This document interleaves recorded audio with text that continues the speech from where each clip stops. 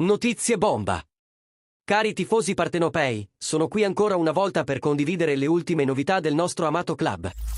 Come sempre, siamo impegnati a migliorare continuamente la squadra, con l'obiettivo di ottenere i migliori risultati sul campo e di suscitare entusiasmo nei nostri tifosi a ogni partita. Prima di tuffarci nelle notizie di oggi, vorrei chiedervi di mettere mi piace e di iscrivervi al nostro canale per rimanere aggiornati su tutte le ultime notizie del Napoli. E ora passiamo al sodo. Sembra che stiamo vivendo un periodo di grandi aspettative e di movimenti dietro le quinte del club. Giovanni Manna, il nostro nuovo direttore sportivo, sta già lavorando duramente per rafforzare il Napoli per la prossima stagione. Dalle possibili partenze di Victor Osimhen e Piotr Zielinski ai rinnovi contrattuali e all'arrivo di nuovi giocatori, come Lewis Ferguson, il club si sta preparando a un'estate indimenticabile.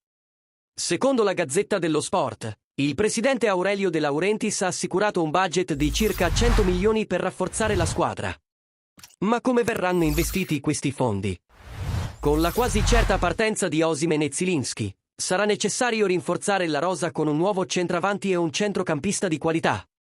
Inoltre, ci si preoccupa anche di rafforzare la difesa, con nomi del calibro di Martinez Quarta e Anco presi in considerazione per dare maggiore sicurezza al sistema difensivo. L'interesse per Lewis Ferguson per il centrocampo è una delle notizie più interessanti, a dimostrazione che il Napoli è alla ricerca di giovani talenti per rafforzare la rosa.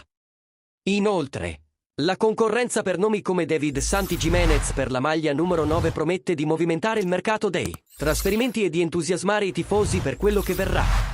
Sarà un'estate di arrivi e rinnovi, ma anche di grandi aspettative per il futuro del Napoli. La missione di Giovanni Manna è quella di rendere il nostro club ancora più grande e competitivo e, con il supporto di tutti i nostri appassionati tifosi, saremo pronti ad affrontare qualsiasi sfida ci venga proposta. E ora, cari tifosi, cosa ne pensate di questi movimenti dietro le quinte del Napoli? Quali rinforzi vorreste vedere nel nostro club? Lasciate le vostre opinioni nei commenti qui sotto e non dimenticate di lasciare un like se vi piace questa notizia. E, naturalmente, iscrivetevi al nostro canale per non perdere nessun aggiornamento sul Napoli. Insieme, continueremo a sostenere il nostro club verso grandi traguardi. Forza Napoli, sempre!